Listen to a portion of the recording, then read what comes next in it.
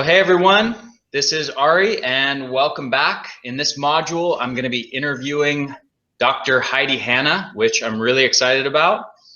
So Heidi is a performance coach and keynote speaker. She's trained thousands of people on practical ways to incorporate nutrition, exercise, and positive psychology strategies to improve their health, productivity, and performance. She's the CEO and founder of Synergy, a coaching and consulting company that specializes in customized health and wellness solutions for individuals and organizations. She's also a New York Times bestselling author of The Sharp Solution, a brain-based approach for optimal performance, and also Stressacholic, 5 steps to transform your relationship with stress. And her latest book, which I love, is called Recharge.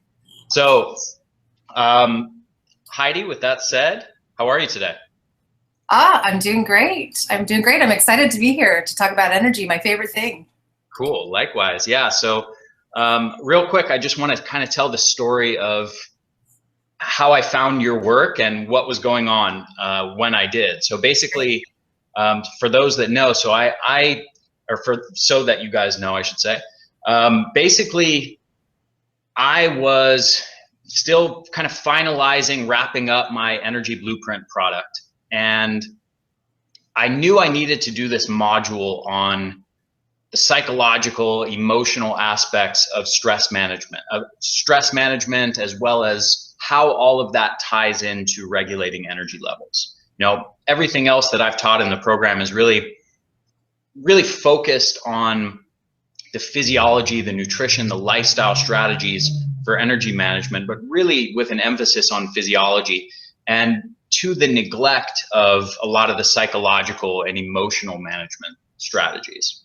So I found your work, Recharge, and I read the book and I'm like, okay, this is way, way better than what I was going to teach. This is way better than all the stuff I've been working on for the last few weeks, trying to teach this stuff myself. So why don't I just scrap all of the stuff I've been working on and interview somebody who's actually a real expert on this topic.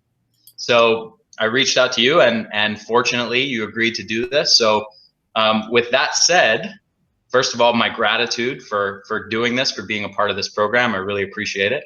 Awesome. And with that said, let's get into it. So let me ask you, first of all, kind of if you could give the 30,000 foot view of energy management as you see it. What are the most important concepts to understand and things to be aware of? Sure. Well, thank you for that introduction. And I'm, as I mentioned to you, I'm honored to do this with you. And we all, I think, come to the point where we're trying to be all things to all people, and it can be exhausting. And here we are trying to teach energy, and we're exhausted. So I appreciate that. I've been down that road myself, and I really much rather enjoy collaborating with other people, where I can say, you know what, you take this piece, because there's plenty of other stuff out there, especially in the field of energy management. So I find it interesting that when I tell people that I specialize in energy, that they think that I sit on the beach cross-legged or in warrior pose, you know, teaching people woo-woo or kumbaya stuff. And so I always tell them that energy is actually something we can measure. And you know this with your focus on the physiology part of it. What fascinates me the most is this brain-body interaction or integration. And I was fortunate enough to spend about 8 years working with the Human Performance Institute. And I learned from Dr. Jack Groppel and Dr. Jim Lair about the fundamentals of energy, very similar to what you're teaching with regards to physiology, and the fact that everything about the human system is designed to oscillate, from heartbeats to brainwaves to blood sugar. We are supposed to have an up and down with everything, not just our physiology, but actually with our emotions, with our stress levels. You know, stress is good, and I know we share the same philosophy on that we actually need stress to challenge ourselves and to need to adapt and grow to be stronger. But it's not just with the body, it's actually the same when you look at brain patterns, for example, or if you look at emotional regulation. You know, the only way you get more patient is putting yourself in a situation where you get frustrated, and you have to learn to be more patient.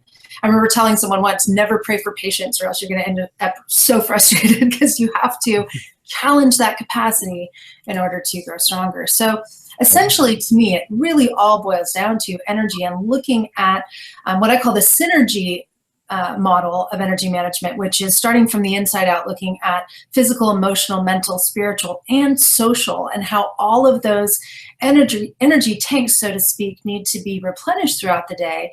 And fortunately, we have the ability to do that all of those are limited capacities, but they are replenishable as long as we use the right strategies to continue to oscillate. And I think you figured this out in reading my book, Recharge, that oscillate is one of my favorite words. Yes. Yeah. You know, I love the line from you, and I'm totally going to steal this, by the way. Flatlines are dangerous. You know, you never want to be a flatliner.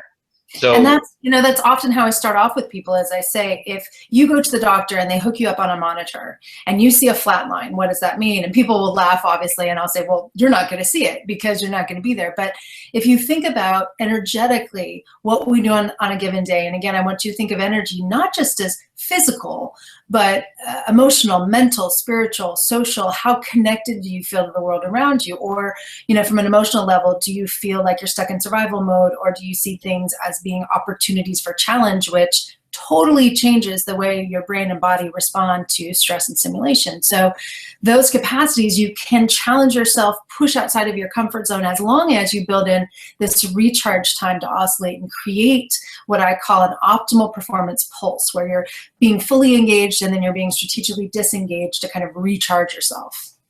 Beautiful. So let me ask you this. What are the biggest obstacles that people are dealing with that take them out of optimal energy and performance oscillation? You know, what's the difference between what you're talking about, how you should manage your energy and performance, versus the way that most people are going about it?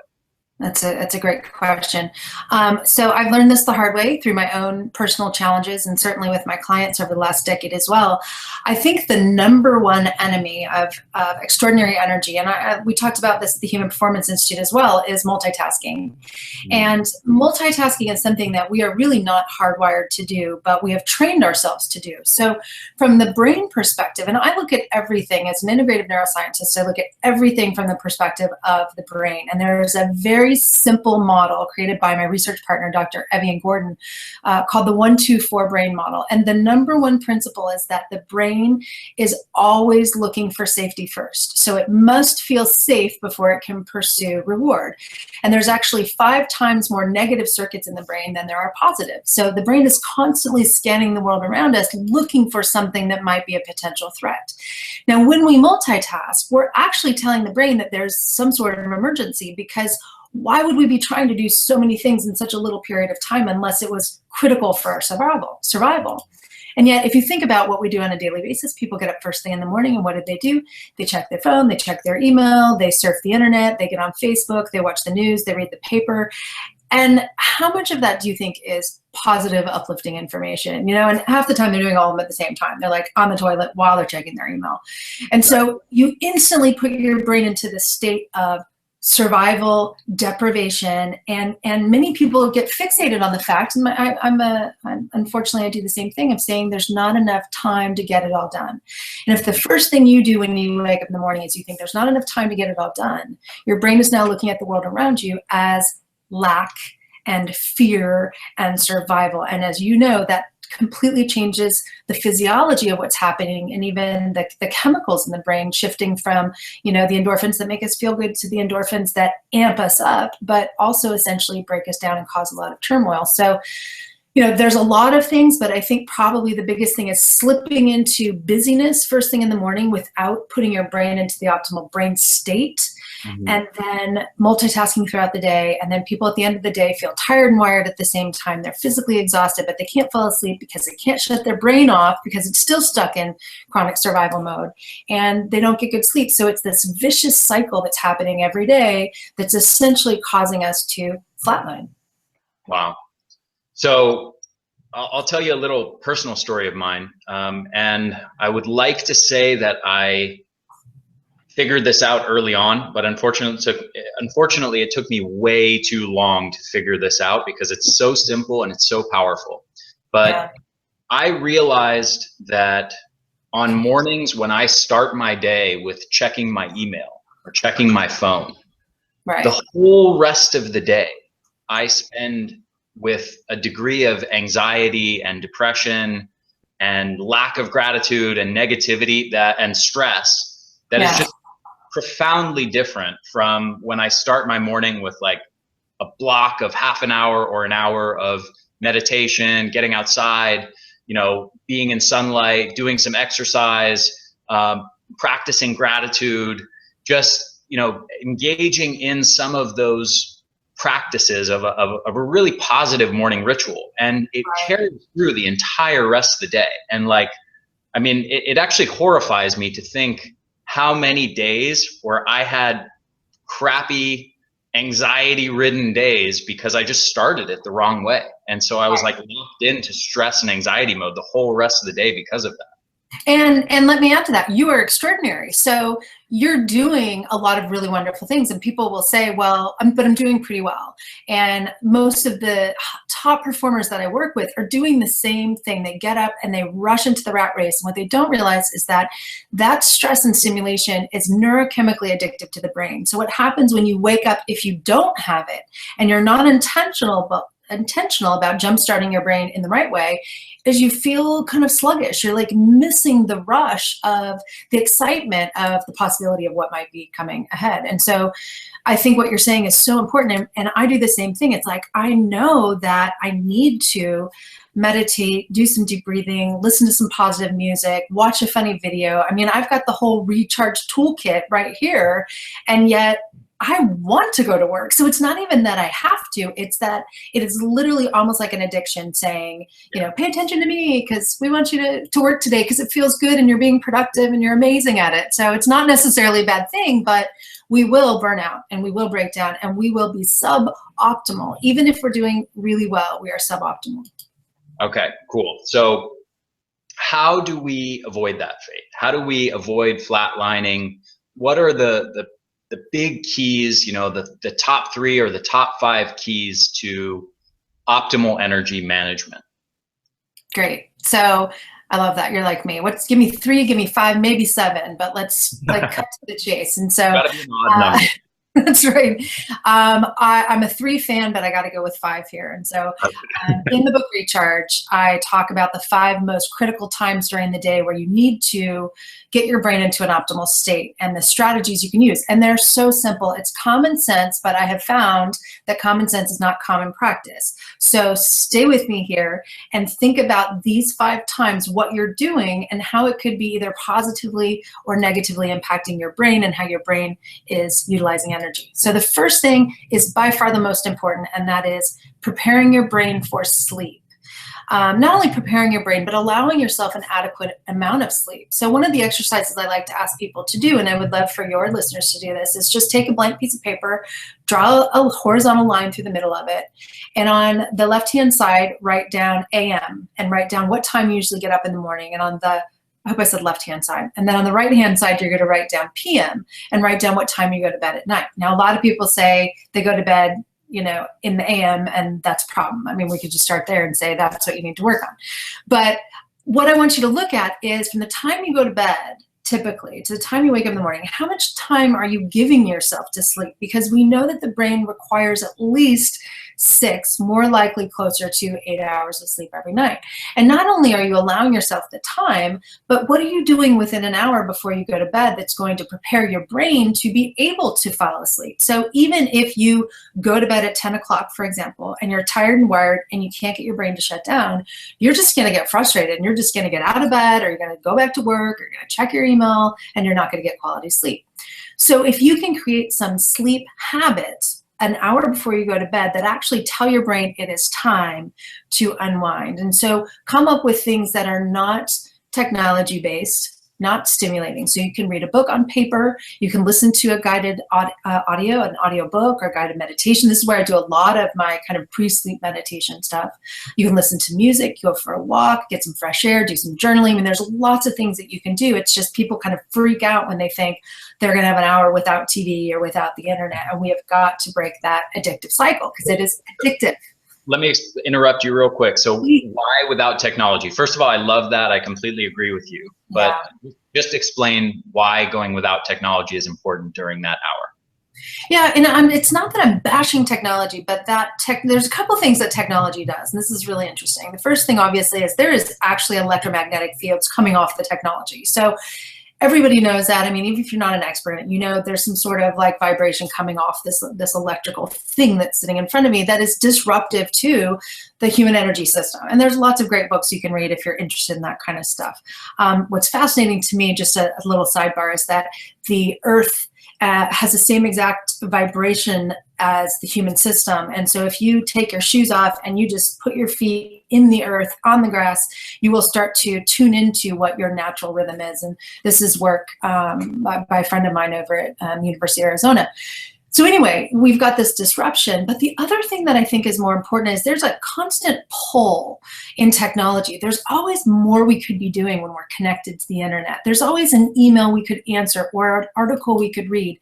And Ari, you and I are both in the same situation where there's so much information out there that I want to study and learn, but my brain capacity is limited. No matter how much I train my brain, part of brain training is actually learning what not to hold on to, because there is a capacity, and if we start taking in more and more information, we start kicking out some of the other information that might actually be important to us. So some of it is actually just telling the brain, you know what, you don't need to be in touch with anybody. You are literally off. And I will tell you, Ari, that one of the things that I do when I travel, especially if I'm trying to go take a break, is I put my phone in airplane mode. And I think people don't realize you can use airplane mode when you're on the ground, but just that fact, just the act of putting my phone in airplane mode, to me says I'm not available. Yeah. You know, I can still use my alarm, I can still use the camera, there's plenty of other things that I can do, but I'm not going to accept what the world is giving me right now until I'm ready. And so I think the key with technology is it is a wonderful tool with access to so much information, but recognize that the brain is wired to crave new, novel information at all times. And so if we constantly have that funnel open, it's just really hard to get the brain to actually settle down.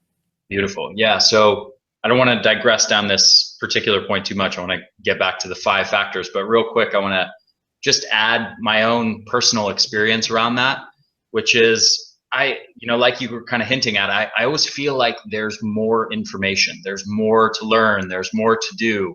And it's hard to just like switch off that mode, right, of like wanting to do stuff and take in, consume information, and like just go into the mode of, okay, I'm going to stop doing stuff and let my body go into rest and sleep mode, where I'm doing the opposite of that, where I'm like just doing nothing and letting my brain exist for 8 or 9 hours in the act of not doing anything or taking in any information. And that it's very hard to do. And so I say this to you as well as to your followers, that imagine that the brain is like a filing cabinet. You can't just keep taking in information. You have to file it. You have to remember where you filed it, and then you have to go get it and pull it back again.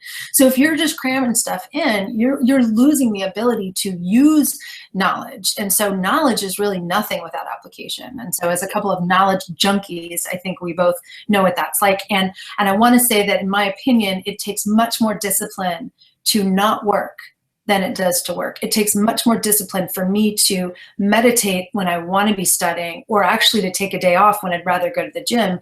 And once you've trained yourself in that sense, it really does take some training to learn how to recharge. So the sleep one is a big piece. And then, similar to sleep is, what do you do first thing in the morning? So how do you prepare your brain to be in a state where it's going to manage energy effectively? So again, the worst thing that most people do is the first thought that they have is, I don't have enough time, I have too much stress, my to-do list is so long, I'm never going to get it all done. And instantly we get stuck in this amygdala hijack where all of the energy resources are literally being used in this little monkey brain part of our brain. And I talk about that in all of my books, first because I love monkeys, but second because I think it's fascinating that most people are stuck using their monkey brain on a regular basis, which is reactive instead of responsive. So you are reacting to potential threats around you instead of taking in the information and actually making a good choice. So one of the this is going to sound really weird. I have a favorite quote by me. That's weird to say. But like one day I was watching this fabulous presenter, Joe Dispenza, who I'm a big fan of his work. And I was going through one of his trainings and I was watching him do what he did on stage. And I think I may have shared with you, but public speaking has always been a big fear of mine, even though I do it regularly. And I've gotten more comfortable, but it takes a lot of energy. And I was watching him do it and I thought, I would rather be extraordinary at less than ordinary at more.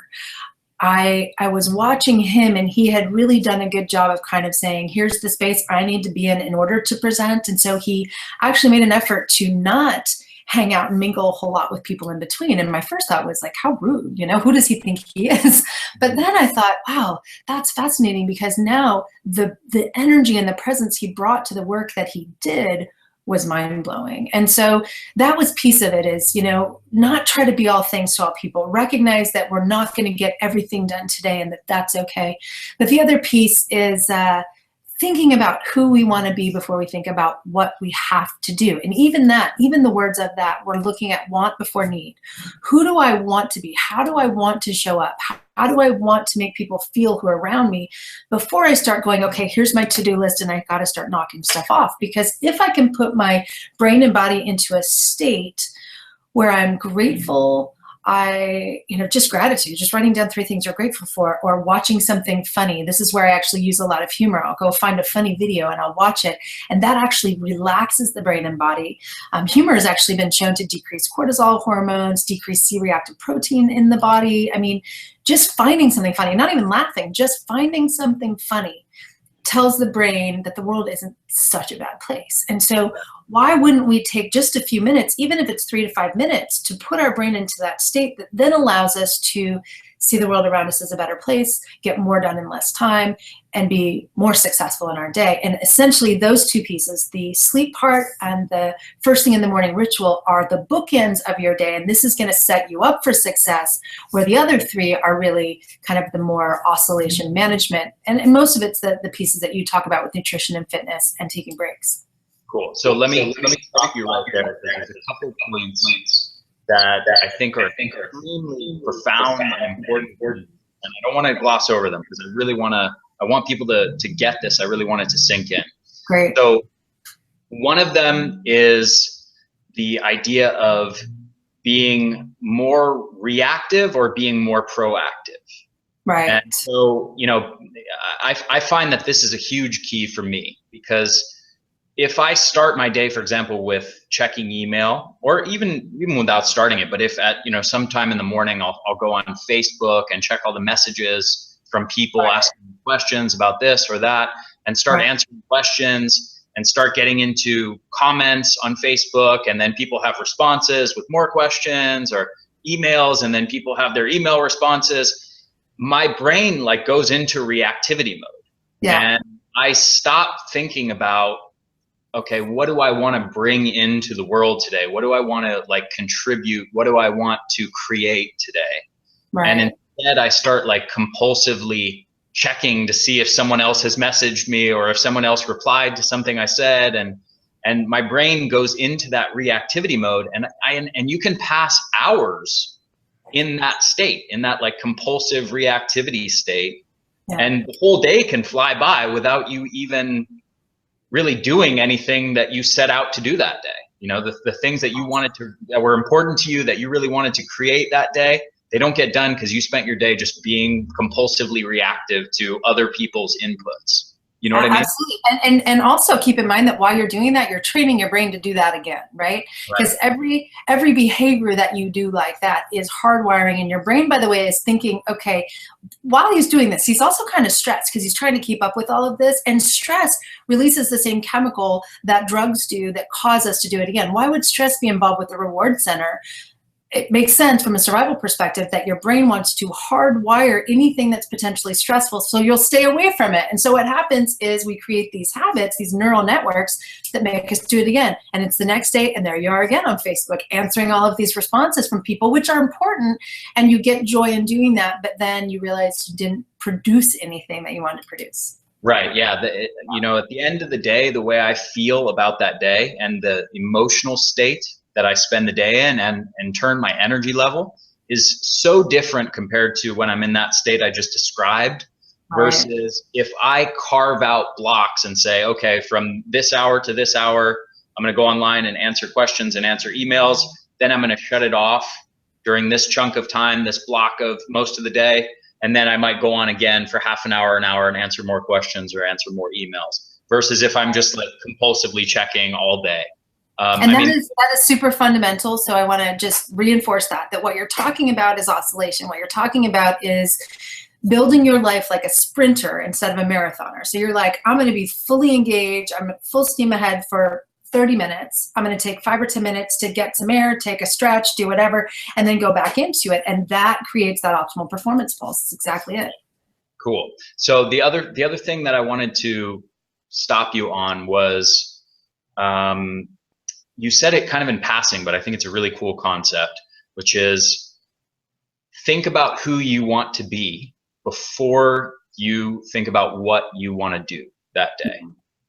And it's such a key concept. Can you just explain it a little more? Because I feel like that can make such a difference in your emotional state, your mood, your energy levels throughout the day. If you just ask yourself that little question about, like, am I directing my action today in harmony with the person that I want to be, with my deepest values of what I'm trying to bring into the world? Yeah. So I'm glad that resonated with you. It resonates with me, and I so want to share that thought that it doesn't take a lot of time to have to do this. You don't have to go into a 20-minute deep meditation, mystical experience necessarily, although those are fantastic if you do. I started doing something a while back, and without getting too much into my history, I struggled from a very early age with depression and anxiety. I had panic disorder for many years. We couldn't figure out what was when I would actually black out unexpectedly. And so, long story short, very long story, I realized that I had to do something different. So I actually had to get my brain into an optimum state just to survive, kind of, and not freak out. And so what I started doing were 3 M's, and it was easy for me to remember. I would move, meditate, and mirth. And mirth just makes me laugh, the word, but it's actually humor. So I would, without thinking about what I have to do, I would get on a treadmill or go for a walk or do something that caused the oxygen to circulate through my body and the endorphins to start to trigger in my brain without thinking. So it was literally just, you just do this. And there were points in my life where I slept in my workout clothes. I didn't even have to think about what to wear. It's like, just go, just move. Once you start moving, then the brain starts to open up a little bit. Now you start to get into this optimal thinking mode where you're no longer in survival. You're no longer thinking about all this stuff that you have to do. And now you can meditate. And when I say meditate, I'm still moving. So meditation doesn't have to be sitting still. Meditation doesn't have to be relaxing. Meditation is just quieting and focusing the mind on where you want it to go. There's open meditation, which allows you to just kind of wander without, a whole lot of judgment. Focused or closed meditation is the type that I tend to do a little bit more of, because this is literally like 3 or 4 minutes. Meditate on how you want to show up. Who do you want to be? What's one word or phrase that exemplifies how you want to spend your day? So for me, I get on the treadmill, I start walking, I start thinking, how do I want people to feel when they're with me? I want to be an example of full engagement. I want, when people are with me, to say, she was 100% with me. She wasn't checking her phone. She wasn't looking over my shoulder. She wasn't distracted. And that feeling that you can give to people, in my opinion, is such a gift, because they don't get it very often during the day. And then after I do that, I've moved, I've meditated on how I want to make people feel. My brain and my body start to get into the state to make it so.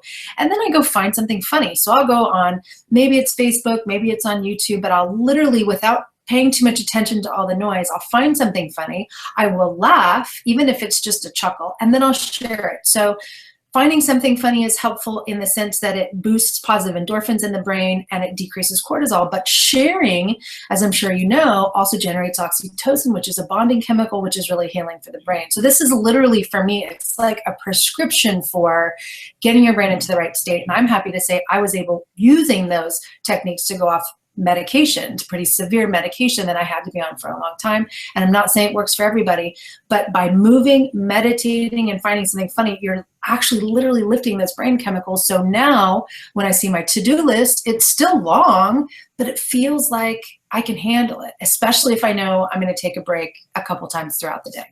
Yeah, absolutely. So are those 3 M's the other 3 of the 5 factors? No, I've got 5 factors for this, 3 for that, 7 for this. I mean, I've got all sorts of numbered lists, but Okay, that's what I just call my jumpstart routine. Okay, my morning jumpstart is move, meditate, mirth. But the other 3 are actually things that you've talked a lot about. It is nutrition, movement, and then taking breaks. So I'll touch on those a little quicker because I know that you've set the framework for that already. From my perspective, well, actually, let me interrupt you real quick because just something that's kind of cool.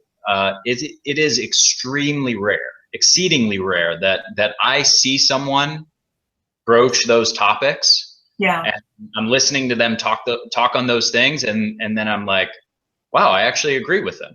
Like, it's actually like a shocker to me when I hear somebody talking about these things and I agree with them. And I was just listening to your Master Your Mindset call with John, listening to it for the second time. And I was listening to it with my girlfriend, and we were both like, she's awesome. Like, she knows what she's talking about. I like this stuff. Thank you. Well, I had the same thing, and I've been telling my boyfriend, I even said, I'm talking to Ari tomorrow, and remember, I go to the gym, and while I'm moving, I'm often watching your videos. And in fact, today I was just looking for any more because I've watched the other one so much. But, I think what it does is there's an alignment here of saying, this isn't a fad, this is just science. And it's science simplified in a way that's practical. So I have resource binders everywhere with the science, but what I've learned more and more is that the basic science has not changed. So when I talk about nutrition, I'm just saying you're supposed to eat every 3 to 4 hours, you're supposed to control blood sugar, you don't want to spike it, you don't want to crash it, eat in a way that's balanced, use common sense, and try to be as natural as you can. Like, it's really not rocket science. What's difficult, and so why I'm now starting to get more into brain-based weight management curriculum, is that it's not easy when your brain's jacked up. Like, when you're in a state where your brain is just craving or escaping or whatever it is, or if you've got some brain chemistry that's off somehow, it's a whole nother ballgame. And that was very frustrating for me. I struggled most of my life being overweight. For me, every day is a very focused effort to stay in a healthy weight range. And that's just, the sensitivities. And I watched Susan Pierce Thompson's interview as well, and I really liked her approach at looking at the sensitivity scale. And I've talked a lot about that. There are just certain brain chemistries that are very sensitive to sugar, just like it is to alcohol and drugs. And so it's important to know that. It's not for everybody, but if you are that type of person, it's important to think about that. But for me, it's still not necessarily all or nothing. It's manage the energy. If sugar is giving you a lot of energy very quickly, that's going to be toxic if you don't stabilize it. So how do you stabilize it? I'm still a fan of glycemic index. I realize it's a little challenging for people to understand completely, but if you think about that as having an assortment of some healthy carbohydrates, some lean protein, hopefully some optimal fats, you get your fruits and veggies in there. I think most people know how to eat. But what they're doing is they're rushing through their day. They're eating in their car. They're eating at their desk. They're not paying attention to what they're eating. And they're just so disconnected. Their brain and their body are so disconnected that we just need to help kind of nudge people back in that right direction of trusting yourself and slowing down enough. In fact, that jumpstart routine that I just gave you of move, meditate, mirth would be awesome to do for 2 minutes before you eat. Why not? Stand up, stretch. Doesn't even have to be going to the treadmill. Stand up, stretch, think about who you want to be and how you want to show up, and then laugh, and then eat. Because what you've just done is you decrease those cortisol hormones in the brain that are telling you that you need to store it for the emergency, whatever that might be. So it's not just what you eat, it's how you eat and the brain state that you're in when you consume those calories. I love it. So, like, for example, emotional eating because you're bored, eating because you're stressed, eating on the run, all of those things that people do so commonly, in contrast to what you're talking about, which is really sitting down, being totally present and conscious to the act of consuming that food, and maybe even, giving a little gratitude for that food, eating slowly, eating mindfully in appreciation of what you're eating, and how that, I agree with you. I think that it's literally putting the physiology into a different state, and it's going to affect nutrient partitioning. It's going to affect the hormonal state that the body's in and where those nutrients are being delivered to. Yeah, So absolutely. And to that point, there's a lot of talk about mindfulness, and I love the mindfulness research, and I love the field. What I think we need to move towards, though, is more of an intentional brain state shift. So mindfulness is cool in theory, but what a lot of people struggle with is, so how do I get there? So you're telling me to eat a raisin slowly and pay attention to it. Okay, I get that. But now how do I apply that to my daily life when I'm going from meeting to meeting, or I'm rushing in my car or whatever? So that's where I like to provide people with these recharge strategies, and we've talked about plenty of them. I mean, it's really just what helps you feel like you're getting energy back in the tank to calm the brain down, and just literally make it a habit that you do that every single day. So this is something I'm starting to do as I work on my own weight management is, okay, so now before I eat, I want to experience gratitude. And by the way, experiencing gratitude is not just saying a canned prayer that you've said your whole life. It's literally thinking, what am I grateful for in this moment? And if you don't feel grateful, you can feel grateful for the fact that you're alive, that you have breath, that you have food. I mean, really break it down to that simple. And the brain hears that. And the brain now says, you know what? We don't have to rush through this. And even if you have to make it a small meal or a quick meal or whatever, it's that intentionality and having the techniques, the strategies to really practice, instead of just thinking that because you understand a theory that that's going to show up for you when you need it. yeah, absolutely. Cool. So real quick, just kind of summarize, I would like the key take-home points of nutrition for energy management. What are the? Yeah, so super simple. My three key points for nutrition are to eat light and often, to eat balanced. So that's just a nutrient composition balance. But I've heard you speak on this. I don't think there's a one size fits all approach. So know what you need. I know I need more protein probably than most people. So know what you need and make sure you're having that in balance every meal or snack even. Don't snack on things that are obviously processed or going to give you fast energy. Snack on things that are going to have some healthy fat or lean protein in it.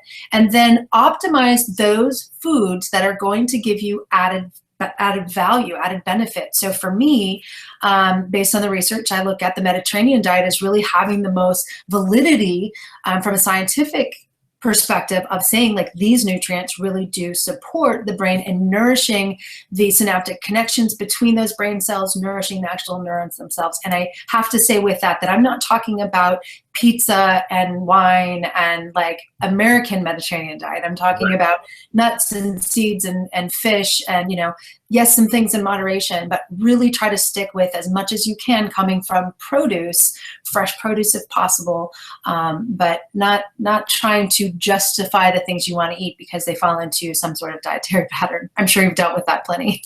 Yeah, for sure. And I completely agree with you. I'm a big fan of the Mediterranean dietary pattern, and of any dietary pattern, as you mentioned, there's the strongest research on the Mediterranean dietary pattern for the prevention of neurological diseases. So, right. And also, I would be curious your thoughts on this, but just real quickly, that I like how you say it's the Mediterranean dietary pattern or Mediterranean lifestyle pattern, because in addition to that, their meal times are also much slower and much more social. So it's not just what they're eating, it's how they're eating.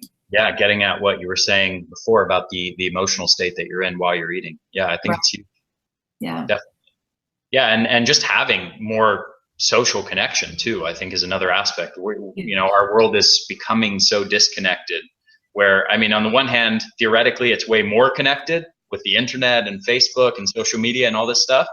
And yet the reality is a lot of us are spending way more time staring at our computer and cell phone screens as opposed to actually engaged physically with others. So yeah, and we could do a whole nother talk on social connections, because I think it's so important. And there's really good research that's just come out about the use of social media. It used to just be the more people used it, the more depressed they were. But it turns out now that you have to look at what they're doing when they're on it. If they're actually engaging, then it's positive. If they're surfing, they're tending to be in more of a judgmental standpoint, and it tends to be a lot more negative. Interesting. Cool. Yeah. So we've covered sleep, we've covered the morning ritual, we've covered nutrition. What's next? Yeah. Next up is movement. So we kind of talked about it already as far as the morning ritual goes, but very simply, the body is designed to move, as I'm sure you know, and most people are aware of the phenomenon, people talking about sitting is the new smoking. So from a research perspective, we know that really we're supposed to have this ultradian rhythm of about 90 minutes where we have kind of an ebb and flow, and we need to get up and move around. I think that the more stress that we have, and the more demand on our energy, the more we actually need that movement to kind of reboot. So instead of doing the 90-minute cycles, I encourage people to look more at a 50 to 60-minute cycle. So ideally, if you pull all of this together, what you're looking at is a evening ritual and a morning ritual, and then eating about every 3 to 4 hours, and then moving every hour or so. And then it fits in perfectly that the taking breaks also occur about every hour. So if every 50 to 55 minutes you take a break and you get up and you move, even if it's just standing, stretching, rolling your shoulders, you know, just standing up doubles your metabolism. Moving around, going for a walk multiplies it by about 5. I mean, we just want to get the system kicking up that energy level, getting the oxygen. You know, even just now I'm sitting, and I know you're standing, you're so much better than me, but I'm sitting and it's like my largest muscle group is being squashed on this chair, and the oxygen and glucose is not getting to my brain where it's needed. It's slowly kind of starting to. So as much as I want to pay attention, if I sat for a long period of time, it would be difficult to do that. So very simply, about every hour, you know, there's all these devices now with Fitbit and Jawbone and the iPhones and the Apple Watches that will actually vibrate, tell you it's time to get up. As long as you don't ignore it, there are ways to get that. And then other strategies I talk to people about are how can you build that into your routine? So, you know, massage therapists, mental health counselors have a 50-minute work hour. Why don't the rest of us? We should allow ourselves to be fully focused for a shorter period of time with a transition that allows us to not only physically get from this point to the next, but mentally get from that meeting to the next meeting. And instead what happens is we're always chasing, we're always a little bit late, we're always rushing to the next thing, we're always multitasking, and our energy is just scattered. So not only are we not effective, but the stress hormones are killing us. And I'm just going to add one little piece here. I don't know if you saw, there's an article a client of mine shared with me on a new research study that showed that just within the last year, I believe it was, Alzheimer's went up about 19%. And the reason I share that now, which may sound out of place, is because the same energy management strategies we're talking about with regards to oscillation are what the brain craves. And when the brain doesn't get that consistent energy regulation, it gets inflamed. And it's the inflammatory response in the brain that is contributing primarily to dementia, Alzheimer's, Parkinson's, all of these other issues that are going on. So I don't want to simplify that, but I do want to say that if you are concerned about the health and fitness of your brain, which you should be, because we all should be, these same strategies are going to help you with that as well. So movement is a big one. Exercise is pretty obvious. We know that exercise will help us. But I think most people miss the mark when it comes to movement, because some people will go work out and then they'll sit on their butt all day long. Yep. And I talk about that actually in the program. There's a whole hour-and-a-half long segment on all the science around obviously neat and gentle movement throughout the day, the effects of sitting, the effects of different types of exercise on energy levels, on building mitochondria and all that stuff. But specifically on that concept, I talk about people who are a beast in the gym and a sloth outside of the gym. Yes, absolutely. And there's this thing I did a marathon to lose weight and I gained like 10 pounds. I'm sure you've heard that a million times, because you think, well, I'm working out all the time, but then you sit on the couch and eat Cheetos. So I get it. There's two kinds of compensation for that. You know, people who do exercise and they compensate with food, which is hedonic compensation, you know, compensating from like, I'm doing this painful thing, so I'm going to reward myself with good food. Yeah. And then there's also neat compensation, which is mostly unconscious. People who do intense exercise, they exhaust themselves and then they go sit down and rest because they don't have any energy to be standing and moving the rest of the day. Yeah, I love the neat research. That's great. So for everybody that needs a recap on that, make sure you listen to that. I look forward to listening to that too, because I'll learn a lot from that, I'm sure. Yeah. And the other thing I want to mention real quick is thank you for educating me on that, you know, the aspect of how this oscillation and, you know, the 50-minute work hours and the brain shifting into recharge mode and not being in constant flatline stress mode, you know, how that may tie into neurological diseases like Alzheimer's. I didn't know that. So that's really cool. Yeah, that's a big passion of mine, and part of why I started researching the brain actually was because I've had 3 grandparents with Alzheimer's disease. So my initial intent was to help just myself and my family understand that. but I was fascinated that really everything we should be doing to protect our brain is what we should be doing to manage our energy. So I just encourage people, because I also think that what we're doing to destroy our energy with regards to multitasking and chronic stress is why those rates of Alzheimer's and dementia are escalating the way that they are. So I'll leave it at that, because again, that's a whole nother topic. Are you ready for us to go to the last one? Let's do it. Okay. So of course, this is probably one of my favorites. It's the recharge. So we talked about what you do before you go to bed, what you do when you wake up, how you eat, how you move. Now let's talk about breaks. And I wrote the book Recharge because I was so shocked that my clients kept coming to me and saying, well, what do you mean take a break? Like, what do I do? And I thought, well, what do you do for fun? Or like, what do you do to relax? Or what do you do to make yourself feel better? And they didn't know. They couldn't come up with anything. So I started putting together a list, and there's plenty of things, but I think when you're in that moment, you need to have a recharge toolkit, toolbox, list, whatever, next to you, because you're not necessarily going to think about it. I've created a recharge playlist where I have music that I actually go to when I need to take a break. And music, 3-4 minutes long, it's the perfect amount of time. When I'm talking about a recharge break, by the way, I'm not saying 20 minutes, I'm saying 3 to 5 minutes, short intentional breaks to just allow the cognitive process of your brain to slow down, and the emotional, reflective, self-regulation parts of your brain, which the research that I'm doing now is showing are more important to being successful than even your cognitive capacity. So how do you train those? It could be heart rate. I love HeartMath, is one of my favorite products with their heart rate variability training. Dr. Evian Gordon has another. There's a free app called My Calm Beat that actually trains you how to breathe in 6 breaths per minute cycles, which is the amount of time. So it'd be like counting to 5 on your in breath, counting to 5 on your out breath has been actually scientifically validated as the optimal breath pattern. I don't even know if I've taken that many breaths in the last like 45 minutes, you know? So when we get into this short, shallow breathing pattern, we don't realize that sends that chronic stress message to the brain. So create a list of what works for you. Short 3 to 5 minute things. I'll rattle off a couple others.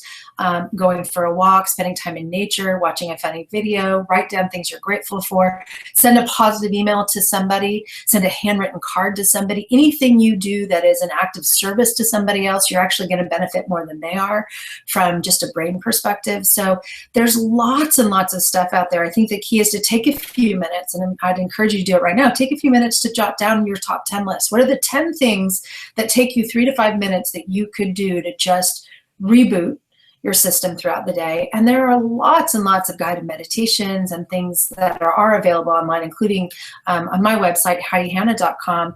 We've got a page called the Brain Gym, and it has a relaxation room that you can go into with music and guided meditation. It also has some other, you know, downloadable audio that you can use for free. So there's lots of stuff there. It's just a matter of spending the time to go find those and then having them handy, kind of like having snacks available when you need them, so that you don't have to think a whole lot to come up with something to do.